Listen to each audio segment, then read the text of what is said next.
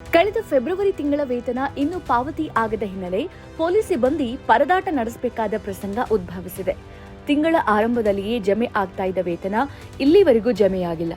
ಹೀಗಾಗಿ ಸಾವಿರಾರು ಮಂದಿ ಪೊಲೀಸ್ ಸಿಬ್ಬಂದಿ ಆರ್ಥಿಕ ಸಂಕಷ್ಟಕ್ಕೆ ಸಿಲುಕಿದ್ದಾರೆ. ಸಂಬಳ ವಿಳಂಬದಿಂದ ಮನೆ ಬಾಡಿಗೆ, ಬ್ಯಾಂಕ್ ಸಾಲದ ಕಂತು, ಮಕ್ಕಳ ಶಿಕ್ಷಣ ಸೇರಿದಂತೆ ಅನೇಕ ಸಮಸ್ಯೆಗಳನ್ನು ಎದುರಿಸ್ತಾ ಇದ್ದಾರೆ.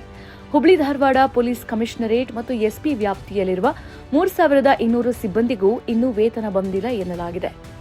ಇನ್ನು ಪೊಲೀಸ್ ಸಿಬ್ಬಂದಿಗೆ ಸರ್ಕಾರ ಇನ್ನೂ ವೇತನ ಪಾವತಿಸದಿರುವ ವಿಚಾರವಾಗಿ ರಾಜ್ಯ ಬಿಜೆಪಿ ಅಧ್ಯಕ್ಷ ಬಿವೈ ವಿಜಯೇಂದ್ರ ಕಿಡಿಕಾರಿದ್ದಾರೆ.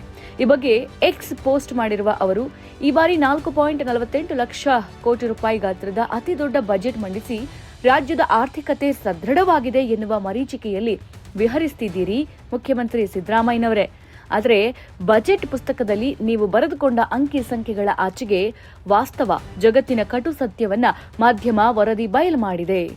ರಾಜ್ಯದ ಕಾನೂನು ಸುವ್ಯವಸ್ಥೆ ಕಾಯುವ ಪೊಲೀಸ್ ಸಿಬ್ಬಂದಿಗಳಿಗೆ ಹಿಂದಿನ ತಿಂಗಳ ವೇತನ ನೀಡೋಕೆ ನಿಮ್ಮ ಕಾಂಗ್ರೆಸ್ ಸರ್ಕಾರಕ್ಕೆ ಸಾಧ್ಯವಾಗಿಲ್ಲ ಅಂದ್ರೆ ನಿಮ್ಮ ಬಜೆಟ್ ಎಷ್ಟು ಅವಾಸ್ತವಿಕವಾಗಿದೆ ಅಂತ ಬೇರೆ ಹೇಳಬೇಕೆ?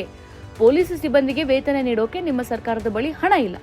ಆದರೂ ನಿಮ್ಮ ಒಣ ಪ್ರತಿಷ್ಠೆಯ ಮಾತುಗಳಿಗೆ ಬರ ಇಲ್ಲದಿರೋದು ನಾಚಿಕೆಗೇಡಿನ ಸಂಗತಿಯಲ್ವೇ ಅಂತ ಪ್ರಶ್ನಿಸಿದ್ದಾರೆ. ಹುಬ್ಳಿ ಧಾರವಾಡ, ಬಳ್ಳಾರಿ, ವಿಜಯನಗರ, ಕಲಬುರಗಿ, ಶಿವಮೊಗ್ಗ ಸೇರಿದಂತೆ ರಾಜ್ಯದ ಹಲವಾರು ಜಿಲ್ಲೆಗಳಲ್ಲಿ ಸಾವಿರಾರು ಪೊಲೀಸರು ಸಂಬಳ ಇಲ್ಲದೆ ಕಂಗಾಲಾಗಿದ್ದಾರೆ. ಸುಳ್ಳು ಪ್ರಚಾರಕ್ಕೆ ಕೋಟಿ ಕೋಟಿ ಸುರಿಯುವ ಈ ಕಾಂಗ್ರೆಸ್ ಸರ್ಕಾರಕ್ಕೆ ಹಗಲಿರುಳು ಶ್ರಮಿಸುವ ನಮ್ಮ ರಕ್ಷಕರಿಗೆ ವೇತನ ನೀಡೋಕೆ ಹಣ ಇಲ್ಲ.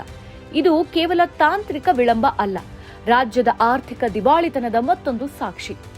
ಒಂದ್ ಕಡೆ ದಾಖಲೆ ಮೊತ್ತದ ಬಜೆಟ್ ಘೋಷಣೆ, ಮತ್ತೊಂದು ಕಡೆ ಸಂಬಳಕ್ಕಾಗಿ ಪೊಲೀಸರ ಪರದಾಟ. ಈ ವೈರುಧ್ಯವೇ ಕಾಂಗ್ರೆಸ್ ಸರ್ಕಾರದ ಗ್ಯಾರಂಟಿ. ಬಜೆಟ್ನಲ್ಲಿ ಅಂಕಿ ಅಂಶಗಳ ಮೂಲಕ ಜನರನ್ನ ಮರಳು ಮಾಡುವ ನಿಮ್ಮ ಅನಗತ್ಯ ಅವಾಸ್ತವಿಕ ಸರ್ಕಸ್ ಬಯಲಾಗಿದೆ.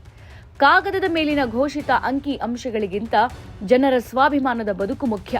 ನಿಮ್ಮ ವೈಫಲ್ಯಗಳಿಗೆ ಕಾರಣ ಏನೇ ಇರಲಿ, ಈ ಕೂಡಲೇ ರಾಜ್ಯದ ಪೊಲೀಸ್ ಸಿಬ್ಬಂದಿಯ ಬಾಕಿ ವೇತನ ಬಿಡುಗಡೆ ಮಾಡಿ ಅಂತ ಇಲ್ಲಿ ವಿಜಯೇಂದ್ರ ಒತ್ತಾಯಿಸಿದ್ದಾರೆ.